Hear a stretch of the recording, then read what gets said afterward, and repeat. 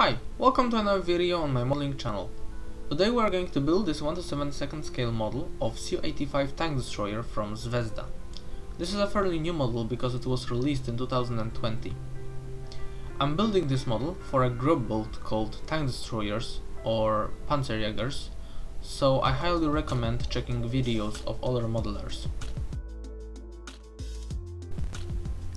First, let's take a look what's inside the box. All the main components of the model are placed on one big sprue. The wheels of the kit are missing because I had to use them on a different model. The plastic tracks are on a separate sprue. In the box there's also a slide molded lower hull and a decal sheet with markings for two vehicles. The last thing from the box is instruction manual, which clearly shows all the construction steps.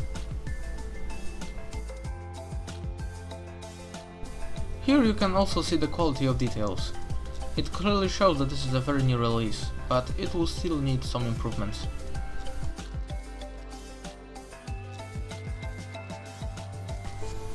Probably the most important improvement to the model kit is a metal gun barrel.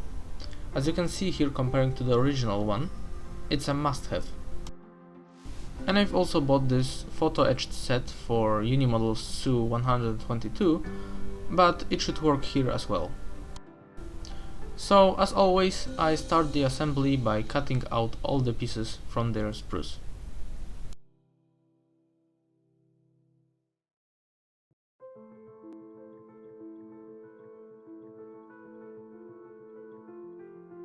Then I'm starting to modify the upper hull. First I need to remove the plastic fenders, because they are going to be replaced with photo-etched ones.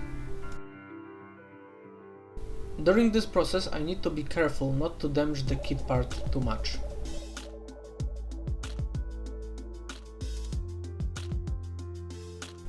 At this point I also need to remove those extensions from the lower hull.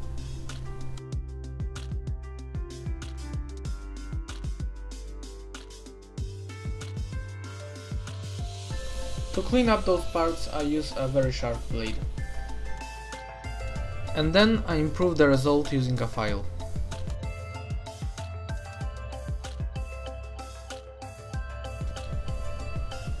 I also remove the sprue remainings from this part, and the hinge at the center needs to be cut off because it's incorrect for this vehicle.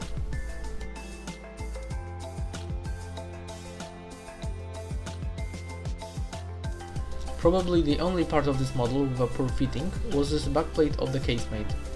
I had to remove the guiding pins because they didn't fit very well, and I had to hold it while gluing to make it aligned. I also added the front spare tracks, but kept them removable for easier painting.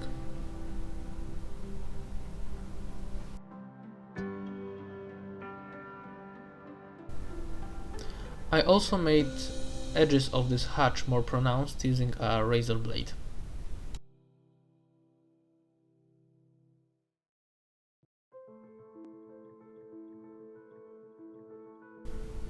I have also drilled out a hole for a new periscope because I have a better resin replacement.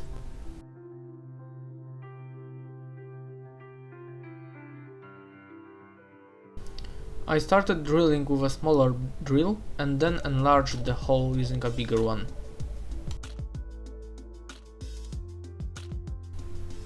I have also decided to add additional armor on the commander's cupola because it was a common modification. I made it using 0.25mm plastic sheet.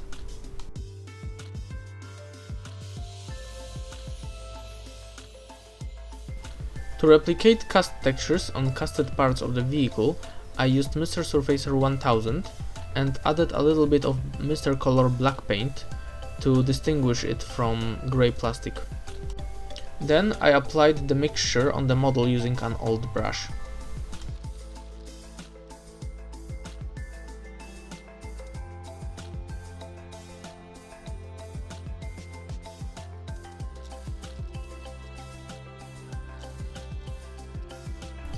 Here you can see the result of this process.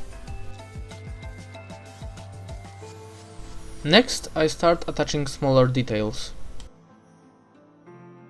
I glue them from inside to avoid damaging the cast surface. Then I also add the resin periscope, which comes from Colibri T34 periscope set, and I glue it facing sideways to make the model more interesting. Then I also drill a hole for the gun sight in the gun mountlet. Then I also attach the metal gun barrel, which I had to modify a little bit. And then I glue everything together. Then I also add smaller details like those exhaust pipes.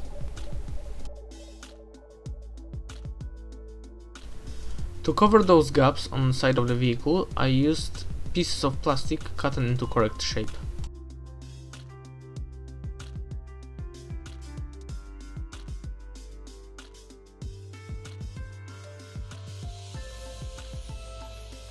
Now on the vehicle there are lots of gaps and holes which are not going to be used, so they need to be filled. To make the process of filling those larger holes easier, I glue pieces of plastic from the inside to close those holes. To fill all those gaps, I'll use the Tamiya 2-part epoxy putty. After preparing the putty from those two components, I start pressing it into all those holes. It's just perfect for this purpose.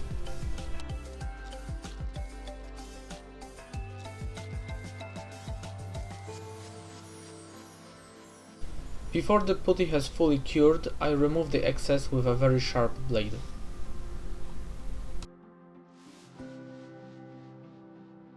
And the last detail I've placed on the mountlet was this lifting ring.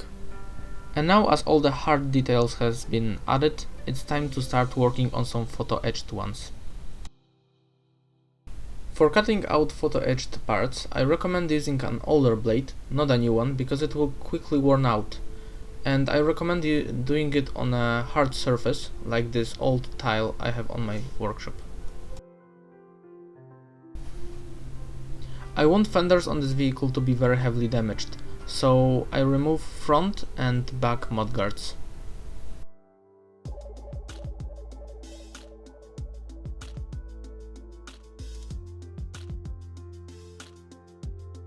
The process of bending the fender into shape was very tricky because I don't have a photo-etched bending machine, so I did it off screen.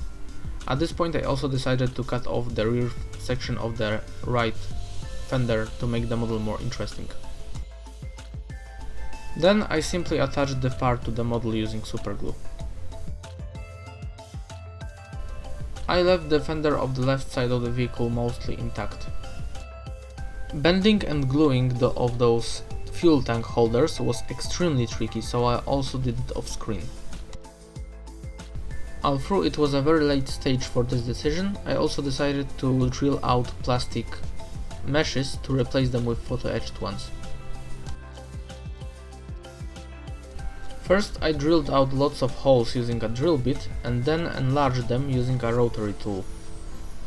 I had to be very careful not to damage any detail. And then I removed all the excess plastic using a modeling blade. And then I repeated this process on all the other air intakes. Then I added all the photo-etched covers and started adding other details.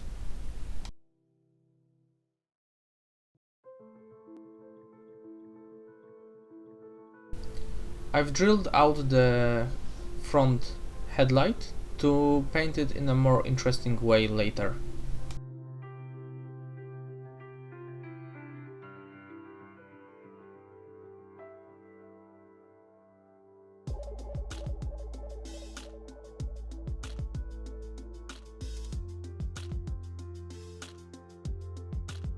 I attached the antenna holder and then drilled it out to allow me for easier installation of an antenna later.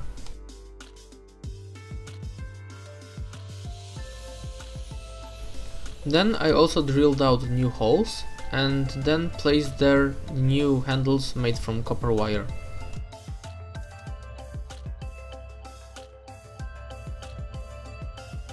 Now it's the best time to start assembling the suspension of the vehicle, but here comes a small problem. I've used most of the kit wheels for this T-34, so what I had to do is I took the original parts, I took some old resin spout and made molds of this part, and then casted some resin copies.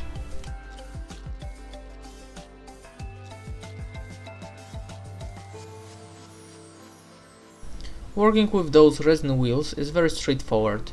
Just like with plastic ones, you need to cut them from their sprues, clean them and glue them together. Now I attach all the wheels to the model, but I don't use any glue because I want the whole suspension units to be removable for easier painting.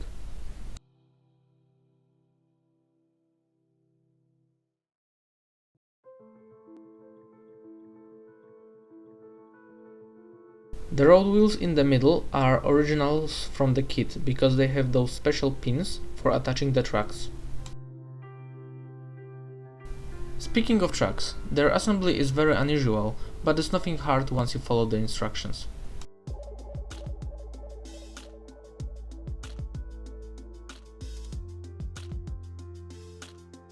Then I secure the pins using super glue and attach the outer part of the wheel.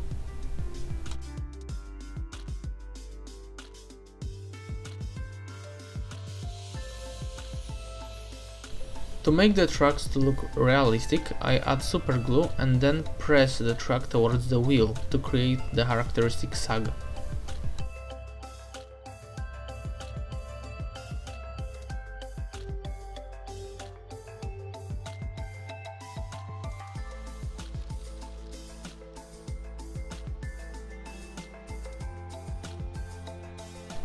Then I add the last missing wheel and one part of the suspension is finished. Now I can show you the trick. I glued the wheels to the tracks but not the wheels to the hull, so the whole suspension part is removable for easier painting.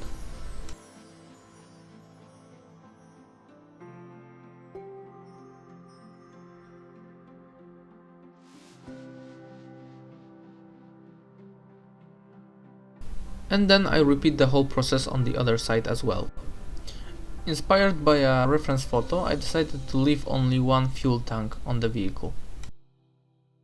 I decided to scratch build and then cast from resin some accessories for this model, like this 85mm ammunition crate, this civilian suitcase, or those wood locks which are going to be placed on the side.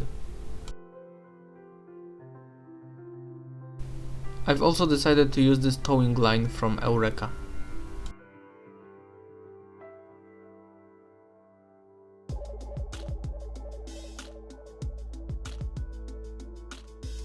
The last detail I've decided to add to this model was an empty 85mm cartridge from the CMK set. The model consists of many metal parts, so before painting I give them a coat of Mr. Metal Primer.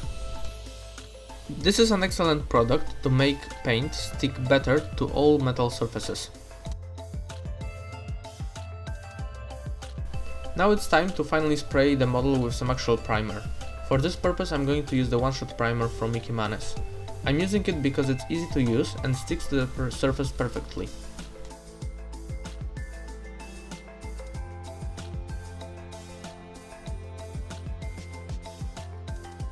For easier handling of chests and stowage pieces during painting, I glued them onto pieces of old spruce. After the priming was done, I noticed some gaps on the model, so I filled them using Mr. Surfacer 1000 and then removed its excess using Mr. Color leveling thinner.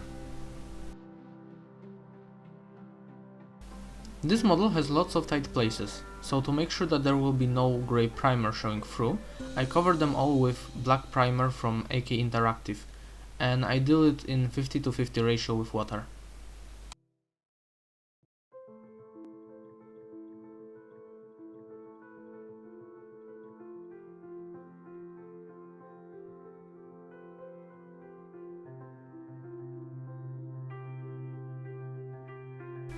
After this step, it's finally time for me to lay a base coat for this model. For this purpose I'm going to use the Protective 4BO from AK Interactive Real Colors series, and I deal it in 50-50 ratio with a dedicated thinner.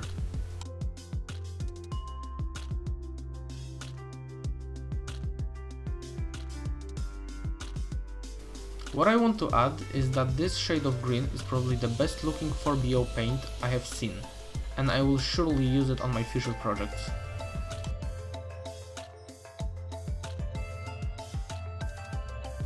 To make the model look more interesting, I'm going to paint it using modulation technique, and to mix the lighter shade, I'm going to use 5 drops of 4BO, 3 drops of Decals nach Muster, and 2 drops of cream white, all from AK Real Colors. This lighter shade towards upper surfaces of each panel to make them look more interesting and to distinguish them from one another.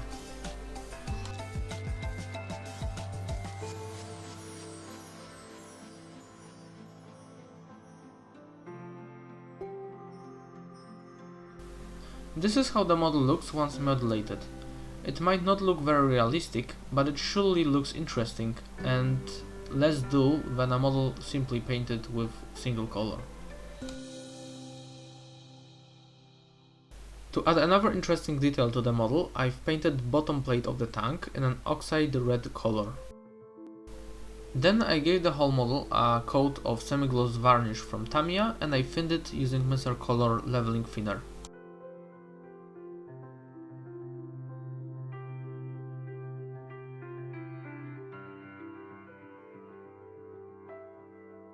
In the box we get decals for 2 markings options.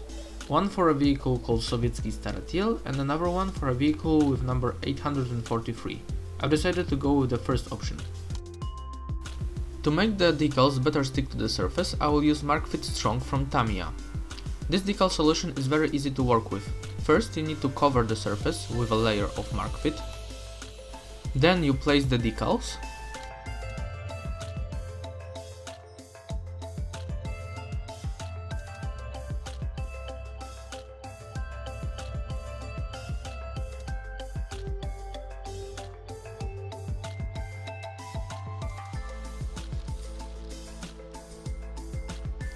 Then you place another layer of MarkFit over the decals, and after that you can remove the excess using a paper towel.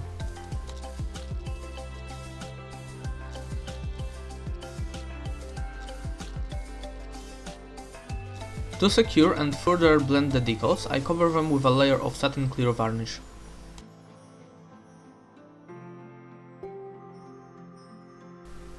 Now I think it's the best time to start working with oils. For this purpose I will use this Abteilung 502 buff and those 2 oil brushers from Mickey Manes. I apply the oil paints in the form of dots on the model. The buff paint will create a faded look and the yellow one will create more warm result. The dark green color is to create fake shadows in places behind the details.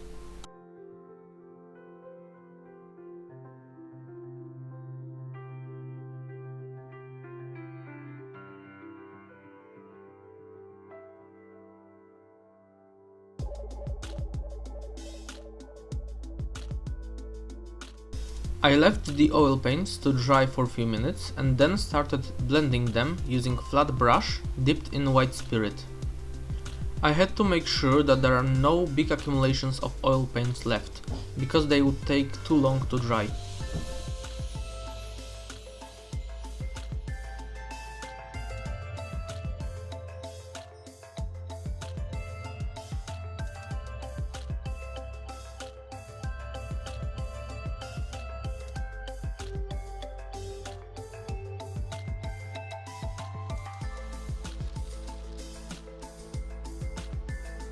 Now it's the time to apply the wash. For this purpose I'm going to use the dark brown wash for green vehicles from Ammo Mickey Manes. I'm applying it around all the details to bring them out.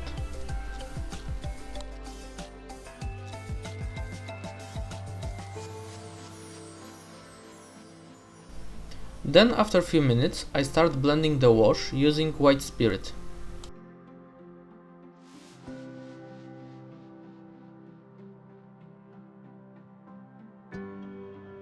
Because the bottom of the tank is painted with oxide red color, I decided to give it a wash with a different specific. This time I used Track Wash from AK Interactive because it better suits red color.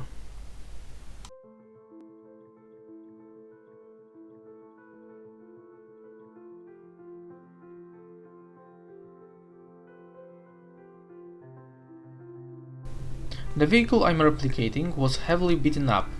This means that the paint layer of the vehicle should also be heavily damaged. To recreate all the chips, I first mix a green paint, lighter than the paint used for the modulation, and then paint a lot of small chips and scratches on the surface of the model.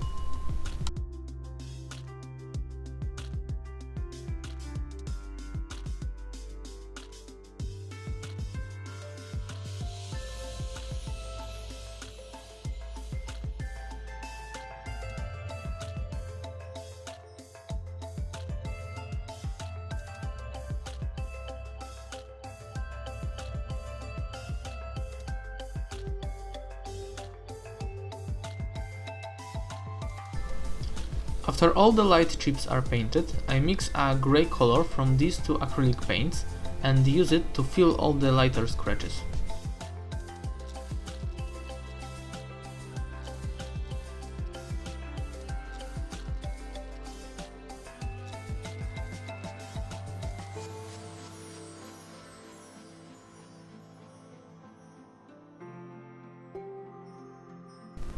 A vehicle with this amount of chipped paint would be very rusted.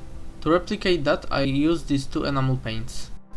The darker one, streaking rust, was applied around the scratches because it will nicely create signs of corrosion around them.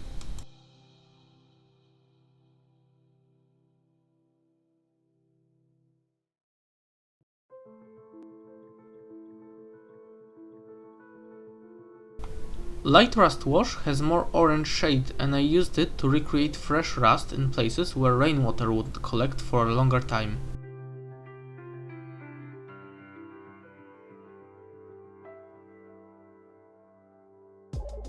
Here's how the model looks with the effects applied. As a base coat to the trucks, I've decided to paint them with XF52 Flat Earth from Tamiya. This paint is a perfect foundation for later weathering effects.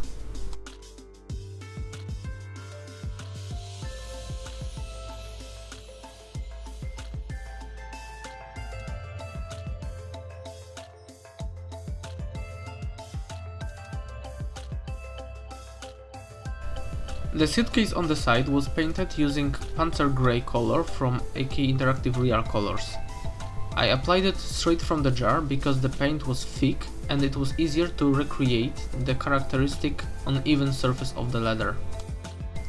Metal reinforcements on the edges of the suitcase were painted using X11 Silver Chrome paint from Tamiya.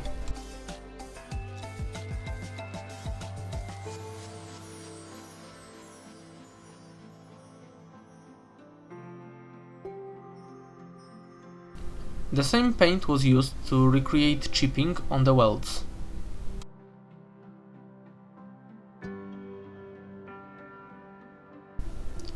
After that I added few drops of buff into flat earth and started creating pre-dusting. This way it will be easier for me to cover those areas with earth's effects later.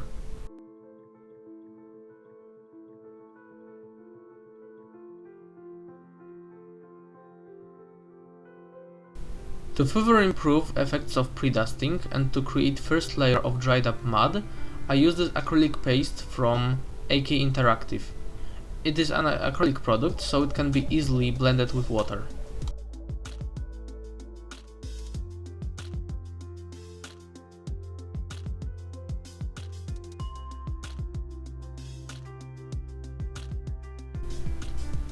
I also applied this paste over the upper surfaces of the model.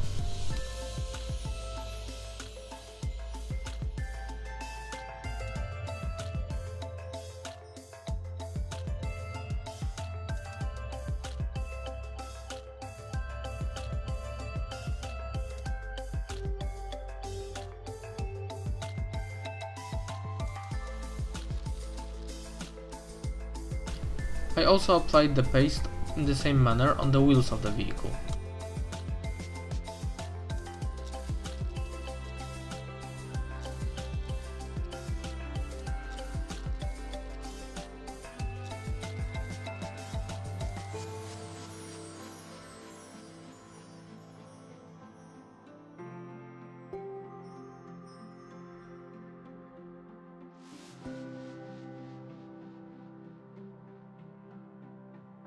The tracks were also covered with the same product.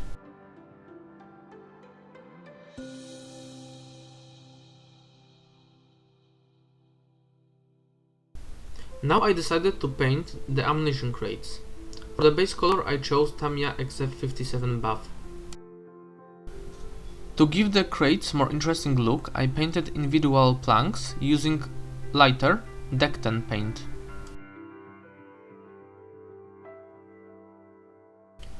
To bring out all the details on the chests, I gave them a dark brown wash,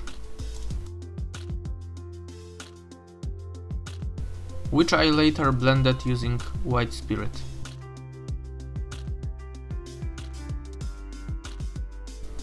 I also used grey acrylic paint to paint all the details.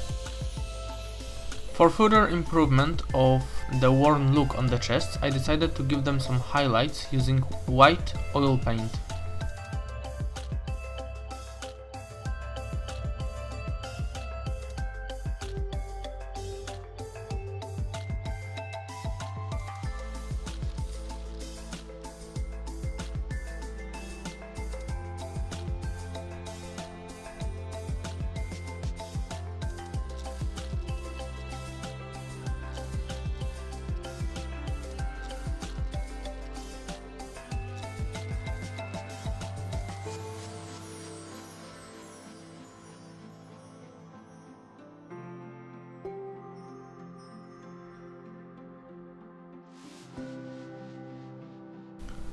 On some chests I decided to paint some remains of old green military paint in which they probably were painted before.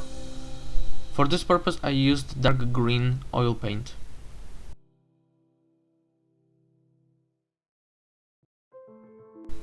And this is how the chests look like when they're finished. The unditching locks were first painted using dark brown paint.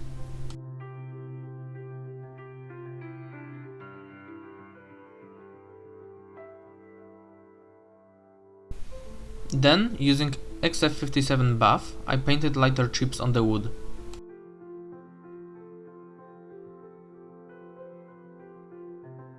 Then I applied some spots of liquid mask from Ammo Micjimanes.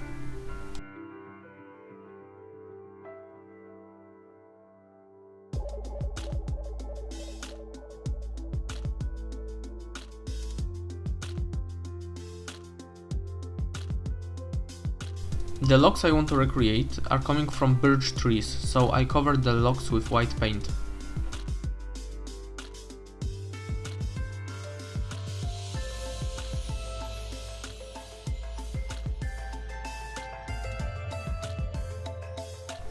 After the paint dries, I can remove the liquid mask to reveal the wood underneath.